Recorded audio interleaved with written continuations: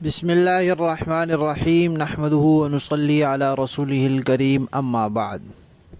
پیارے پیارے بچوں، ننھے منھے پھولو، اللہ تعالیٰ آپ سب کو ہمیشہ خوش رکھیں اور فلسطین کے مسلمانوں کی اللہ تعالیٰ مدد فرمائیں، نصرت فرمائیں اور ان کو آزادی، مکمل آزادی نصیب فرمائیں۔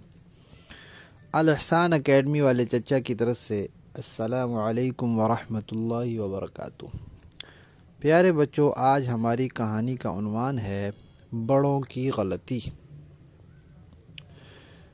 پیارے بچوں، دو بچے تھے، وہ مسجد میں نماز پڑھنے کے لیے گئے تو وہاں انہوں نے دیکھا کہ ایک بابا جی وضو کر رہے ہیں۔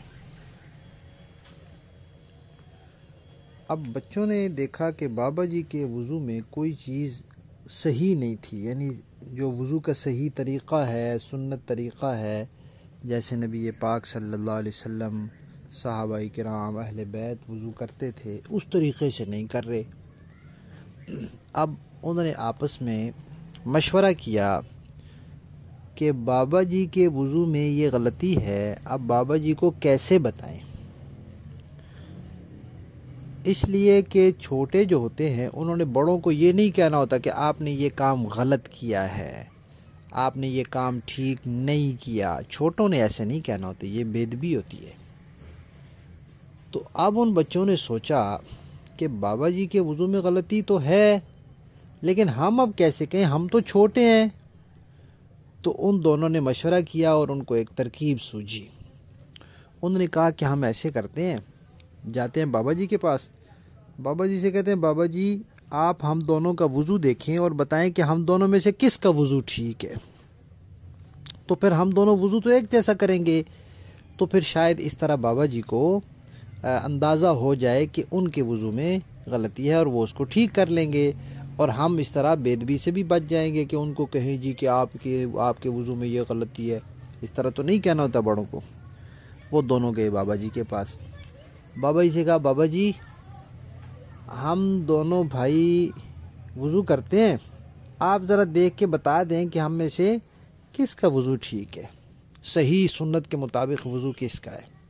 اب دونوں نے وضو کیا اور دونوں نے ایک جیسا وضو کیا، تو بابا جی کو سمجھ آ گئی۔ بابا جی کہنے لگے بیٹو مجھے سمجھ آ گئی ہے کہ آپ دونوں کا وضو ٹھیک ہے، اصل میں میرے وضو میں غلطی تھی۔ اللہ تعالیٰ آپ دونوں کو جزائے خیر عطا فرمائیں، برکت سے نوازیں کہ آپ نے مجھے کتنے اچھے طریقے سے بتایا ہے۔ اسی طرح پیارے بچوں، ایک بزرگ تھے، ان کے استاد نے کوئی تحریر لکھی، کوئی کتاب لکھی، تو پھر اپنے شاگرد کو دی کہ آپ اس کو پڑھیں، اس کو دیکھیں، اگر اس میں کوئی غلطی ہو تو پھر بتائیں۔ اب وہ شاگرد جو تھے وہ عالم تھے اور بہت بڑے عالم تھے، بڑے اللہ والے تھے۔ اب دی بھی استادوں نے اس لیے تھی کتاب کہ آپ اس کو پڑھیں اور کوئی غلطی ہو تو بتائیں۔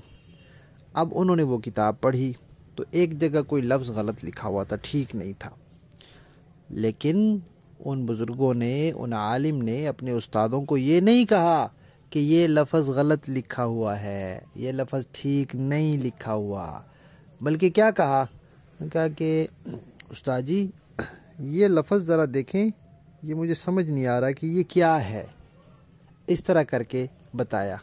تو استاد سمجھ گئے کہ یہ لفظ ٹھیک نہیں ہے، تو پھر انہوں نے اس کو ٹھیک کر لیا۔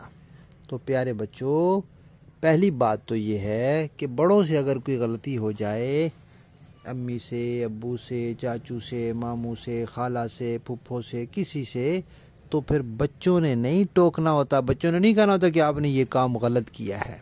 اور اگر کسی کو توجہ بھی دلانی ہو تو طریقے سے، اچھے انداز سے توجہ دلانی ہوتی ہے، تاکہ ان کو توجہ بھی ہو جائے اور ہم بے ادبی سے بھی بچ جائیں۔ ٹھیک ہے، شاباش، کہانی ختم۔